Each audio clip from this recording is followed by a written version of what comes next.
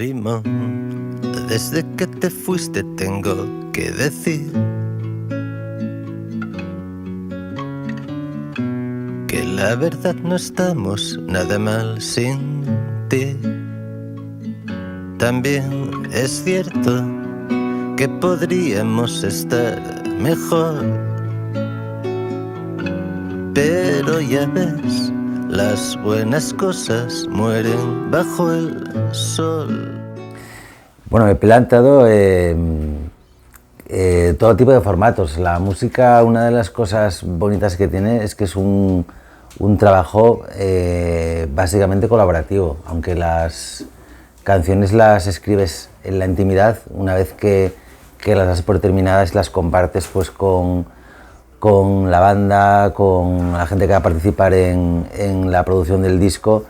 Al final eso, la compartes con gente que es la que aporta un montón de sensibilidades diferentes y bueno, pues colaborar con una orquesta sinfónica es algo que te puede enriquecer, tanto como colaborar con un coro, por ejemplo, vecinal, algo así, ¿no? Que haya de los que hay por aquí. Por ejemplo, alguna vez hicimos con el coro con las voces de Cimavilla o con el coro minero de Turón, una colaboración con Alfredo González. Siempre, al final es importante saber ser generoso en la música porque son un montón de saberes y conocimientos compartidos y tienes que, cada vez que te asomas a la sensibilidad musical de otra gente, pues siempre te llevas algo y también tienes que dar algo, ¿no? Si es que hay algo que quieran también pues, que puedan aprender de ti. Entonces, no sé, siempre hay que estar abierto a colaborar con gente, además con gente muy diferente a ti también para poder tener una amplitud de miras, ¿no? Y no ceñirte un poco a un estilo, a una voz propia que al final tiene sus limitaciones y enriquece mucho asomarte al universo de otros creadores. Pero ya te digo que simplemente compartir la música con la banda que tengo, que yo siempre digo que si tengo una virtud es la de saber rodearme de gente muy bonita y muy sabia. Y con todos mis compañeros y compañeras de la banda aprendo un montón. Vaya a ser que os... Bueno, eso me lo tendrían que plantear ellos, ¿no? Porque yo creo que la música, yo que hace ya pues bastantes años que decidí asociar mi trabajo en la música con el compromiso político y con el activismo, creo que la música debe o puede acompañar a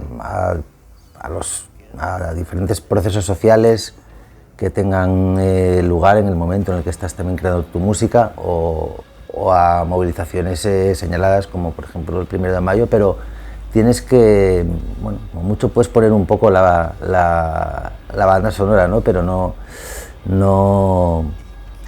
sé, siempre estarás un poco yo creo que en la retaguardia, donde nos toca estar un poco a los que hacemos música, pero tengo colaborado en acciones de la Corriente, por ejemplo, aquí en Xixón, y otras acciones sindicales. No un 1 de mayo, no suele haber conciertos, pero claro, que sería algo también que puede ser bonito. Así eso, bueno, para mí las reivindicaciones de clase son importantes porque la música, también las canciones populares, creo que tienen que estar siempre atravesadas por una perspectiva de clase, que es importante y es una de las carencias que yo observo a veces en parte de la música popular, un poco que es más que goza de más visibilidad, ¿no? Que le falta ese componente de clase que creo que es importante que tenga la música, ¿no? Que saber de dónde viene y de ese modo intentar llegar más lejos, ¿no? Y y las canciones al final vienen bueno, pues del suelo, de las calles, de los barrios, del mundo en el que vives, pero visto desde abajo, no desde una atalaya, ¿no? Y eso es importante, creo que es un componente importante de las canciones. Es una pregunta muy jodida el pensar en ¿y si las cosas hubieran sido diferentes? ¿Cómo sería este mundo? ¿Cómo sería esta ciudad? ¿O cómo sería Asturias? A ver, desde luego lo que se hizo, tal y como golpeó la reconversión industrial, bueno, la llamada reconversión industrial, que luego de hecho fue una destrucción industrial, ¿no?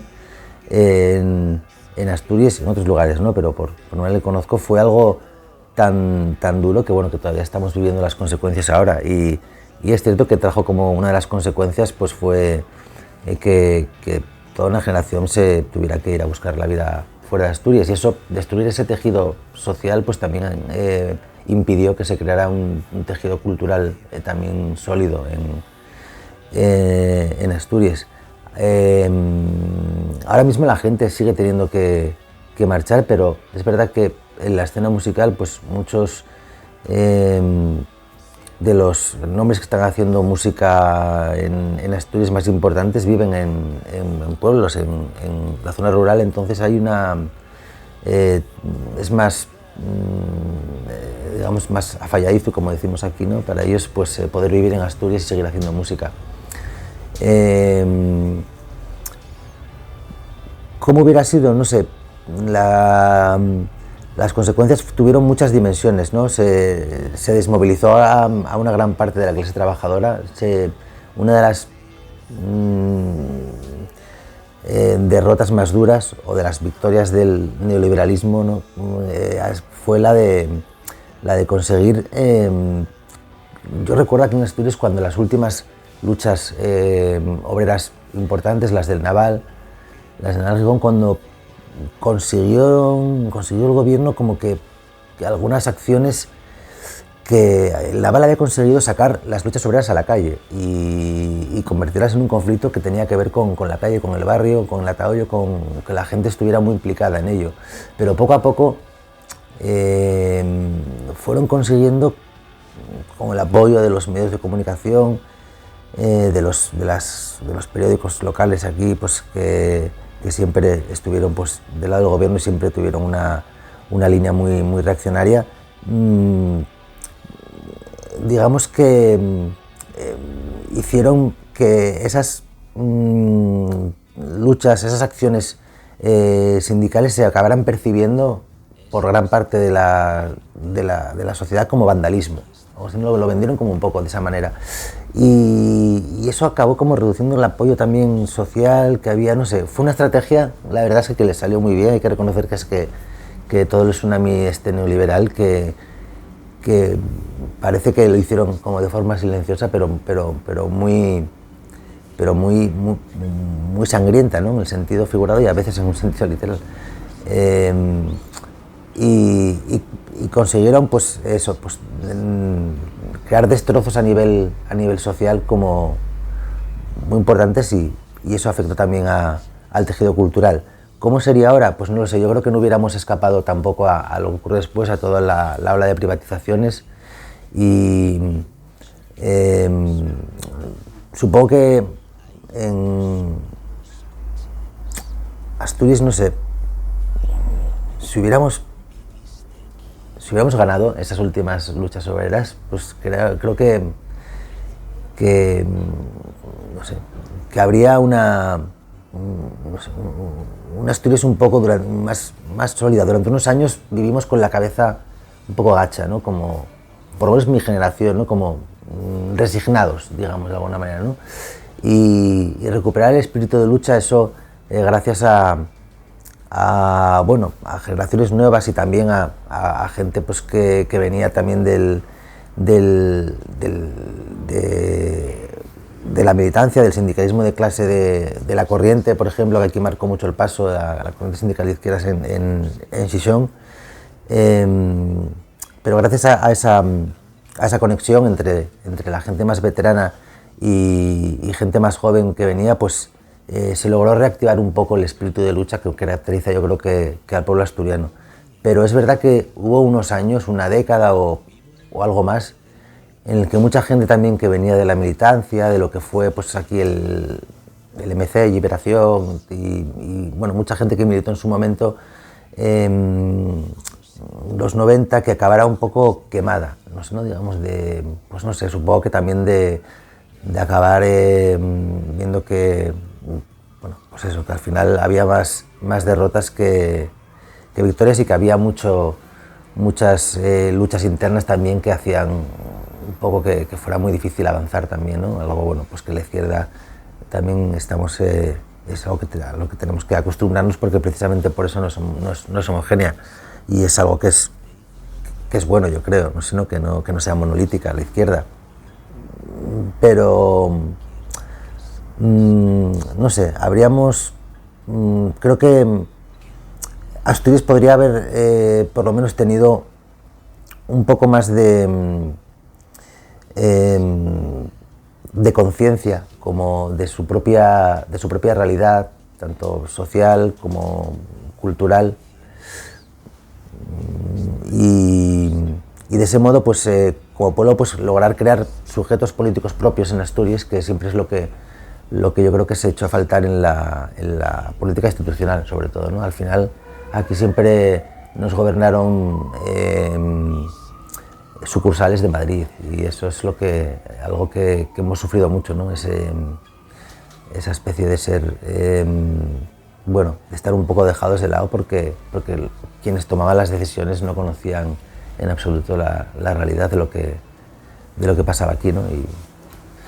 Y bueno, en fin, eso pasa con cualquier organización de izquierdas ahora que esté en el gobierno. Solamente hoy en día se nos gobierna Foro, que es el único partido que podría decirse que es un partido asturiano, pero es la derecha regionalista. Ahora hay una nueva generación, está AINA, está gente nueva en el sindicalismo, está pues en anticapitalistas también, pues estamos en conexión y apoyando luchas que se dan en diferentes sectores, pero donde se ve que estamos un poco, hay una unidad y un compañerismo que creo que está fortaleciendo luchas y está creando una conciencia que se había perdido. O sea que se puede ser optimista dentro de lo jodido que es todo hoy en día, ¿no? Bueno, es algo que estamos viendo ahora, es justo lo que acabas de decir. Por desgracia, es que tenemos que asistir a un genocidio en directo para que mucha gente tome conciencia, ¿no? Lo que ha ocurrido estos últimos meses, primero desde el ataque de las milicias de Hamás, claro, provocó primero una respuesta de gente que nunca se había posicionado, pues como que aquello había sido una barbaridad, sin tener en cuenta todo lo que iba ocurriendo décadas atrás, bueno, y todos cada ataque de las milicias de Hamás, pues venía, siempre le sucedía una respuesta absolutamente desproporcionada del ejército de Israel. Entonces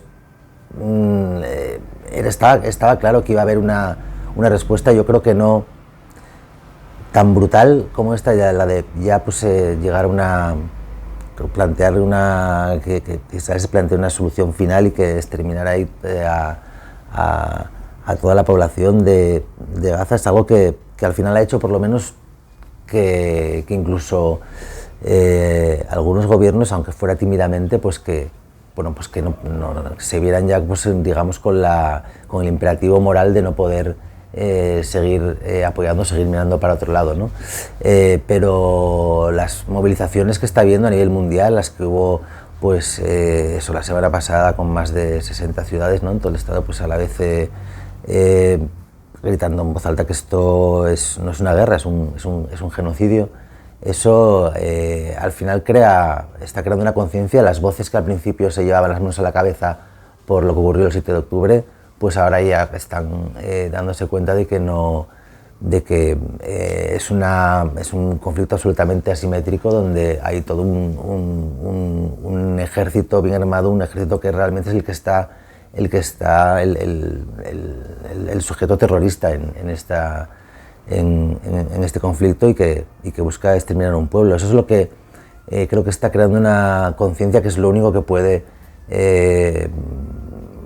a día de hoy pues hacer que se rompan por lo menos lazos con Israel e intentar asfixiarles un poco, ¿no? Lo ideal sería una derrota militar de Israel, sería lo justo realmente, ¿no? Pero es muy poco realista pensar en ese horizonte. Entonces hay que apelar, pues no sé, o sea, pues a la justicia internacional, ya que cada vez más países también se sumen un poco al boicot a Israel, a dejar de apoyar, a dejar de verlos como un país democrático, cuando en realidad son pues, un país que tiene un ejército que probablemente sea la mayor banda terrorista que hay ahora en el mundo, ¿no? Y teniendo en cuenta y desarmando todos los argumentos del sionismo, ¿no? Lo de identificar, que le viene muy bien al sionismo, identificar antisionismo con antisemitismo, se está también viniendo un poco abajo.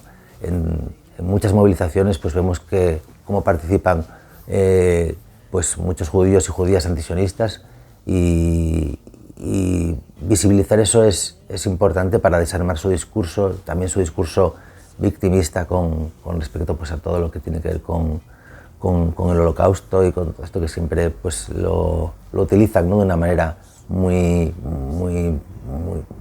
perversa, ¿no? para justificar, ¿no? Como su dolor como pueblo. Creo que de todo lo aberrante que está ocurriendo ahora, lo único bueno que puede ocurrir es que realmente pues, esto cree una conciencia antisionista en la mayor parte de la sociedad, y que eso al final pues, los gobiernos no puedan evitar tener que encarar el tema y dejar de mirar para otro lado.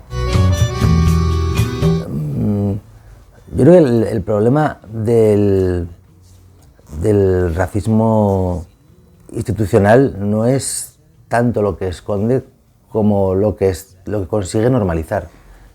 Que se normalice que existan los CIEs, ¿no? Que se pueda, que los gobiernos que anuncien una apertura de un nuevo CIE como si estuvieran anunciando la apertura de un resort o de un spa, algo así, no sé, ¿no? Y que no la gente no se para a pensar que al lado de su casa, pues en los zapadores en Valencia, en Aluche, en Madrid, que tienen un CIE, que son cárceles encubiertas donde los internos tienen menos derechos que los presos comunes de otras cárceles, y es todo muy opaco. Y bueno, lo que nos llega desde dentro al final nos llega pues cuando ocurren tragedias, cuando hay muertes, y la violencia ahí es algo sistemático, porque bueno, pues esa opacidad también permite que sea aquí una jungla, ¿no? Por los testimonios que nos llegan. Todo esto acompañado de las necropolíticas fronterizas, ¿no? Como las llamaba Miguel Urbán en el Parlamento Europeo, que también es algo a lo que, no sé, es increíble ver cómo pues Grande Marlaska, no sé, cómo no sé, asume como las muertes como si fuera algo absolutamente normal, y eso se traslada a la sociedad, se acaban normalizando las aberraciones. No tratan de esconder nada, sino eso, precisamente de normalizar. Esto ocurre también en la música, ¿no? Que Pablo Hasél, por ejemplo, en la cárcel por escribir canciones, por expresar su opinión en unos tweets, es algo que creó pues una serie de movilizaciones en su momento, pero que al final, cuando no hay una respuesta, cuando los responsables pues aguantan y y siguen estando de espaldas a la calle y a la sociedad, pues acaba la gente viendo esto como algo normal, ¿no? Y no como una deficiencia democrática y como una muestra de la represión de la que es capaz el Estado brutal, ¿no? Y bueno, pues lo más sangriento ocurre con las políticas contra los migrantes y con el racismo institucional, ¿no? Que parece que hay poca gente hoy en día seguramente, si sales a la calle, que considere que España, que el Estado español, que es un Estado racista, pero lo es de una manera objetiva.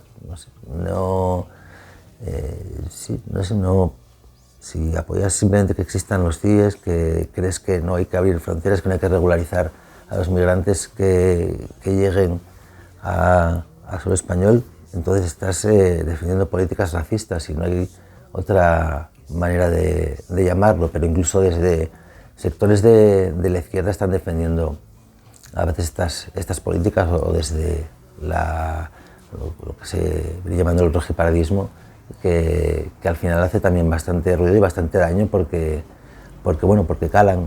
La ultraderecha ha aprovechado también todo lo que ha podido para criminalizar a los migrantes, para desplazar las culpas, y es un discurso que ha calado, porque yo creo que no ha tenido tampoco una respuesta contundente desde la izquierda parlamentaria, ¿no? Que se ha mostrado muy ineficaz, muy torpe, o no sé cómo llamarlo, para defender posturas que deberían ser, no sé, como algo ideas fundacionales, ¿no? para la izquierda. Por eso creo que la única solución a todo esto que ya te digo, que no creo que esconda los gobiernos, sino que están normalizando, sería pues que lográramos construir un poder popular que realmente se alzara y que gritara más alto de lo que gritan pues los medios de comunicación, los poderes fácticos y los gobiernos, los que nos gobiernan realmente, y poder plantar cara de ese modo, porque desde luego desde los foros de representación democrática, de la democracia parlamentaria, parece que no hay, yo no encuentro respuestas contundentes, y al final eso creo que hace a esa parte de la izquierda en cierto modo cómplice de lo que está pasando, ¿eh? Y lo digo también pensando en que tengo muchas amistades a las que considero compañeros y compañeras de lucha, pero que están en trincheras que yo considero que no son las mías, y es a veces difícil, ¿no? Hablar esos discursos, hablar con gente, con compañeros y compañeras, y llegar a un consenso, a una manera de cómo enfocar temas tan aberrantes como, por ejemplo, el del racismo del Estado, el de la represión del Estado, ¿no? Que parece que son temas como menores, cuando deberían ser preocupaciones que yo creo de primera línea. Girar puedes recoger tu amor. Bueno, debería tenerlo porque un momento cuando, digamos, a partir del 15M, cuando cobraron visibilidad pues muchos movimientos sociales, la verdad es que las plataformas por la vivienda, las plataformas de afectados por la hipoteca y los desahucios gozaron de gran visibilidad, y por lo menos eso, pues bueno, hubo una respuesta por parte de los bancos por la cuenta que los traían, no se podía, habían visibilizado un problema y una salvajada tan grande, pero cuando se logró no acabar con los desahucios, que nunca se acabó, desde luego sigue habiendo desahucios silenciosos que llaman y que no cuentan, digamos, para las estadísticas, pero que son reales, pues pensábamos que se podían conseguir cosas, pero cada ley iba siendo recurrida, iba siendo tirada abajo. Ahora son los sindicatos de inquilinos, los sindicatos de llogateres en Cataluña los que marcan un poco el paso con respecto a la vivienda, y es el mayor problema. Ahora mismo en Asturias estamos viviendo un momento terrible para el acceso a la vivienda, ¿no? Porque bueno, es lo que lo que Adrián Barbón, el presidente del Principado de Asturias, pues ha anunciado que Asturias tiene que ser una potencia turística, y eso ha traído consigo pues unos alquileres absolutamente desproporcionados para un sitio tan deprimido económicamente como Asturias. Un montón de la gente alquila solamente de manera temporal para poner unos precios abusivos absolutamente en verano, y eso provoca pues que el acceso a la vivienda de los asturianos y asturianas sea más difícil que nunca. O sea que es un problema de primer orden, pero que tampoco está en la agenda de las políticas de la izquierda parlamentaria, ¿no? De nuevo volvemos un poco a lo mismo. Esto, si no nace de la calle, de un poder popular que lo encare y que haga reaccionar a los gobiernos, no se solucionará nunca. Sé que suena cruel. Sí, podría tener esa lectura. Es una frase que le robé un poco transformada a Faulkner. Creo que, no sé si está en el Ruido de la Furia, si no me equivoco. Y sí, creo que tenemos que, cuando los que creemos realmente en que podemos transformar este mundo y que tenemos que tener siempre mantener un poco en el horizonte pues la posibilidad de una revolución, o que esté, digamos, en nuestro ADN ese espíritu revolucionario. Creo que tenemos que luchar contra ese dictador reaccionario que todos tenemos dentro, ¿no? Porque a todos nos cuestan los cambios, y cambios además los que pues conllevan renunciar a privilegios en los que tenemos, pues simplemente pues siendo hombre cis blanco en este mundo, pues ya gozas de unos privilegios. Y queremos un mundo más justo, tienes que pensar en ellos, que revisarlos cada día, ¿no? No es una cosa que se pueda hacer solamente en momentos determinados en los que en movilizaciones que se hagan cada X tiempo, sino que es una responsabilidad diaria, y eso no sé, implica una actitud consciente de tener que pasar por momentos duros si quieres realmente transformar las cosas. Es algo a lo que, por desgracia, es poca gente que esté dispuesta a ello. No hay mucha, cuando ocurren cosas graves, esta estrategia del shock, ¿no? Que viene cuando ocurren cosas, mismamente lo que acabamos de vivir con la pandemia, pues hay mucha gente pues, que lo oyes decir, por lo menos que estemos como estábamos antes, ¿no? Como si antes estuviéramos bien. Entonces se renuncia ya incluso a poder haber salido mejor de la pandemia, que es lo que se pensaba al principio, ¿no? A ver si salimos mejor de esta, ¿no? Cuando ya nos dimos cuenta de que no salíamos mejor, sino al contrario, que veníamos en un mundo mucho más jodido, donde la ultraderecha había tomado sus posiciones, pues yo percibía a mucha gente, pues esto de por lo menos que volvamos a como estábamos antes. Hay que intentar luchar contra esa actitud, que es una cosa muy normal, muy humana, pero que precisamente la militancia y el activismo tiene que ver con una conciencia que te cree esa urgencia de luchar y de tener que renunciar a cosas a las que a lo mejor estás acostumbrado, pero que que son privilegios que los estás gozando de ellos a costa de escatimar pues derechos a otra parte de la sociedad. No sé, sí, creo que pensar en la nada es algo como que a mí me provoca mucho más miedo que pensar en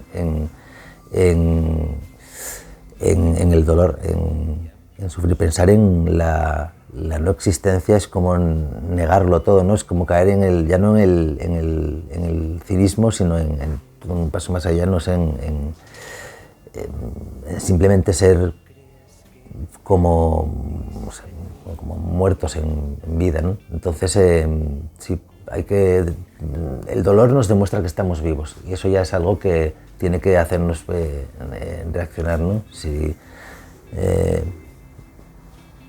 Otra opción es vivir anestesiados, ¿no? Eso es muy fácil hoy en día con todas las lógicas de consumo que nos están como rodeando y que nos meten por vena pues en el momento en el que pisamos la calle, pero hay que luchar contra ese tipo de anestesias y sí estar dispuestos a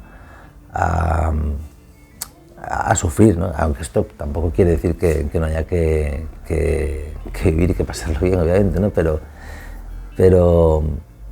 Pero bueno, que los cambios sí que son duros, a veces por lo menos conllevan un cambio de chip que es difícil de hacer y que hay que hacerlo con conciencia, claro, no sé, sabiendo realmente lo que haces y por eso es tan importante militar, no tomar una posición activa con respecto a esto, no simplemente una actitud pasiva que parece que es lo que los sistemas un poco donde nos venden que la democracia que puede ser simplemente una cuestión representativa, pues me parece que nos invitan a adoptar una actitud pasiva y simplemente delegarlo en los representantes políticos. Yo de nuevo pues vuelvo a decir que creo que el poder popular es el que puede cambiar las cosas y eso requiere pues de acción y de que lo hagamos de forma colectiva, pero que tomemos posiciones y que elijamos nuestras trincheras. Ese dolor que elegimos en lugar de la nada, de forma colectiva, al final acaba siendo algo pues mucho más llevadero, incluso que puede ser algo incluso disfrutable, diría. Desde luego, además la ilusión y la ternura, creo que también el espíritu de celebración de la vida, ¿no? Hay una parte de la izquierda que a veces yo veo como muy ceñuda, que siempre pues hay veces que en determinadas movilizaciones dice estamos en jornadas de lucha, no estamos celebrando nada, no podemos, no se puede cantar aquí, no se puede festejar, cuando yo creo que es necesario que también festejemos porque es una manera de sentirnos vivos. Como antes hablábamos del dolor, también el hecho de estar celebrando algo en común, aunque sea pues, conmemorar momentos importantes en los que hubo procesos sociales importantes en la historia de los que tenemos que aprender, pues es algo que también moviliza y que también crea conciencia. Y a mí me parece que es algo positivo que ha ocurrido en la última década, es que creo que se han puesto un poco en el centro del discurso de la izquierda pues cosas que tienen que ver con los cuidados, con los afectos, con algo que no solamente la cultura del trabajo, ¿no? que yo entiendo que tuvo sentido en momentos concretos de la historia. Ahora mismo, hace poco, estaba pues, haciendo pues, con Sara Muñiz una violesta, una gran música de aquí, para una película de Ramón Lluís Bande sobre Xixón en el 37, cuando lo bombardearon y tal, el himno que se cantaba, que lo estamos reconstruyendo, tenemos una partitura y una letra, pero no ninguna grabación de ella, ¿no? Y es una canción pues, que dice esto, ¿no? Pues, no hay más que una consigna: trabajar, ¿no? Este tipo de trabajo lo entiendo, pero también tenemos que ser conscientes de que el trabajo asalariado, como decía Marx, no es más que esclavismo, no me acuerdo cuál es la frase, no sé, ¿no? Como a tiempo parcial, algo así. Y necesitamos vivir para realmente coger fuerzas y para luchar. Precisamente hoy en día hay mucha gente a la que no le puedes exigir militar porque, joder, hay gente que tiene trabajos alienantes, dolorosos, o que les ocupan pues casi toda su jornada, y que cuando llegan a casa pues a lo mejor es que, o cuando tienen un día libre, pues no les apetece ir a a una asamblea o a una movilización o nada y prefieren quedarse en casa pues viendo Netflix o lo que sea. Y es algo absolutamente normal. Si en esta situación precisamente darnos tiempo para estar con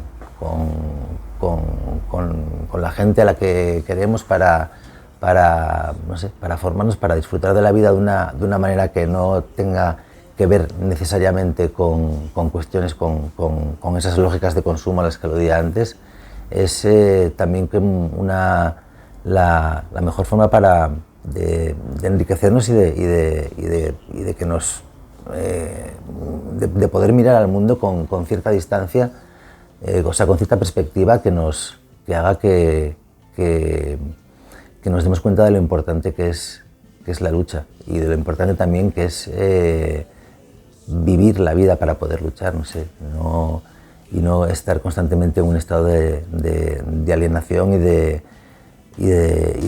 lucha resignada, digamos, ¿no? Pues a veces de lo que se peca. Bueno, es una responsabilidad eso que yo creo que debería recaer principalmente pues, en los músicos y músicas, en los trabajadores y trabajadoras del sector cultural o musical en particular, si quieres, el de realmente adquirir esa conciencia de clase. Yo, hablando con compañeros y compañeras, a veces no se consideran clase trabajadora, pues simplemente pues por tener cierta proyección pública, por tocar en un festival, por salir en medios de comunicación, cuando luego realmente ves que su trabajo que está sometido pues a una intermitencia brutal, a veces a condiciones económicas muy precarias, a mucha gente a trabajar como falsos autónomos. El problema con cómo podéis los sindicatos de clase, un sindicato como CGT, pues ayudar a los músicos es que la mayoría de los músicos somos autónomos, entonces bueno, no sé, hay un conflicto ahí pues, entre sindicarse, ¿no? y ser autónomo a la vez, pero bueno, hay sindicatos como SMAC, Sindicato de Músicos Activistas de Cataluña, que son un sindicato de la música que tiene estructura de tal que con otros colectivos que no somos sindicatos, pero que tenemos vocación, digamos, sindical, como la Caja de Músicos, en la que estoy involucrado aquí en Xixón, y bueno, otros colectivos en todo el Estado, tampoco voy a mencionar por no olvidarme a ninguno, y otras también formas, ¿no? Hay sociedades de gestión de derechos de autor, por ejemplo, en Euskal Herria, está X, pues digamos, como alternativa a SGAE. El crear este tipo de estructuras tiene que ver con crear una conciencia de clase dentro de los trabajadores y trabajadoras de la música. Y lo que pasa es que es un mundo en el que la patronal está muy desdibujada, digamos, de alguna manera, ¿no? No tenemos así muy claro. Hay grandes promotoras que son las que se lo llevan crudo, realmente las que tienen gente que se está haciendo millonaria con la música. No son precisamente los músicos, algunos los que tienen más visibilidad, pero por cada músico que tiene cierta visibilidad hay pues 1000 que trabajan en unas condiciones muy precarias. Entonces, fomentar, digamos, adquirir conciencia, crear conciencia es lo más urgente y lo primordial para que luego pues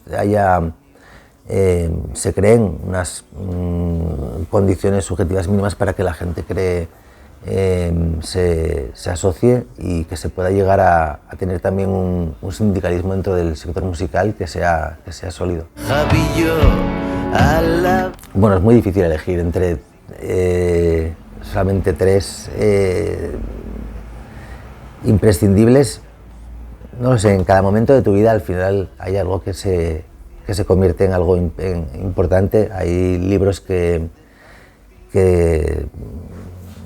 fueron muy importantes para mí en mi adolescencia y que seguramente pues si me hubieran llegado ahora pues no lo serían tanto, ¿no? Yo fui de los que se obsesionó con El Guardián del Centeno cuando tenía 14 y 15 y 16 y 17 años, lo iba leyendo cada año y seguramente ahora a lo mejor no si me hubiera llegado un tiempo después, pues no lo hubiera apreciado tanto. Entonces, no sé si hablar de nombres imprescindibles, ¿no? Pero bueno, puedo citar artistas que creo que son importantes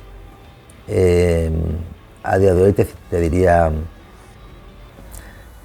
Violeta Parra, a la que bueno, pues le hice un guiño y la versioné, le dediqué le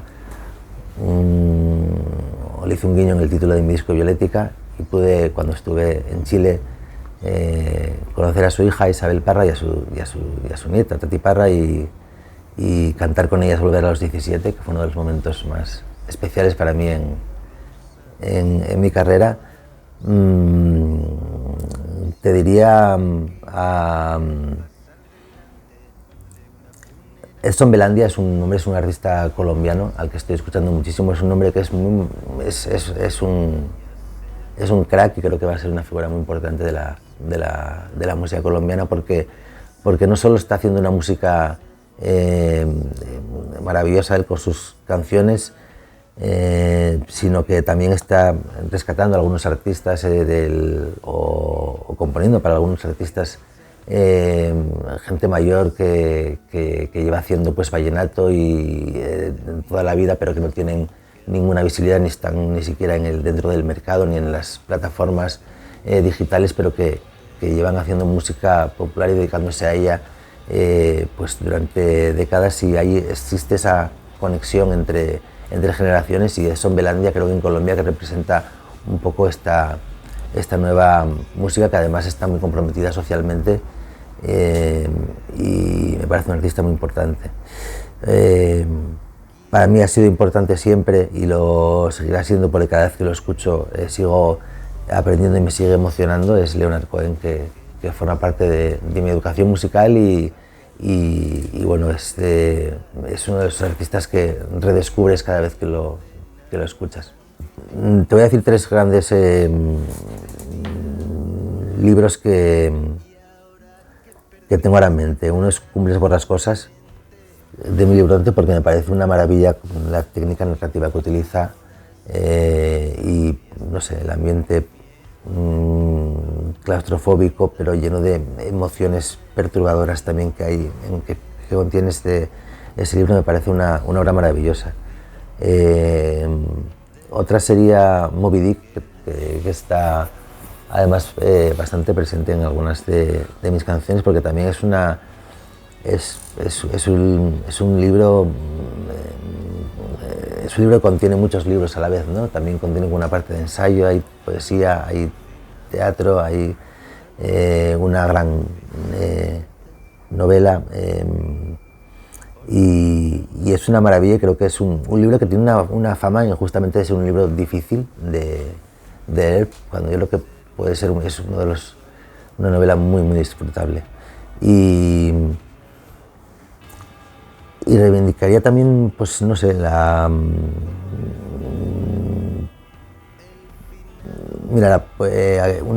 de mis últimos grandes descubrimientos ha sido una escritora mexicana, Rosario Castellanos, que cultivó la novela, el ensayo, el teatro y la poesía, pero a mí sobre todo lo que me arrebata de ella es la poesía, y tiene una antología que se llama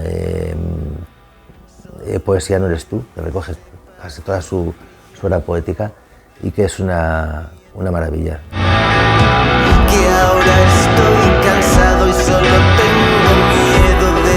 Sindicalismo, clase y acción. Es un paso necesario, no un objetivo en sí mismo.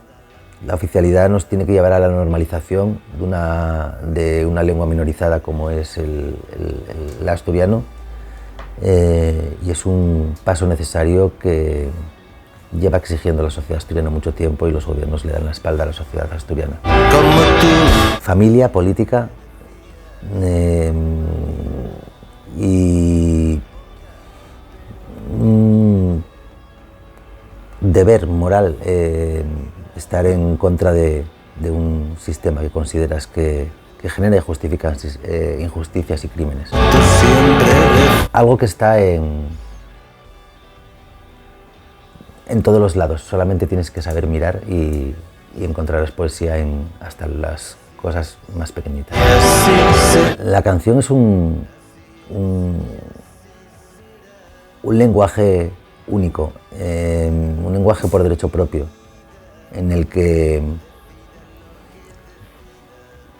una letra y una partitura se unen para formar un todo, se interpretan y crean algo vivo, como una planta, un árbol que no deja de crecer y que perdura por los siglos, si la canción lo merece. Colorido, social, cultural y luchas ejemplares como el zapatismo. Canalizar la rabia a través de la ternura es un camino muy directo hacia la revolución.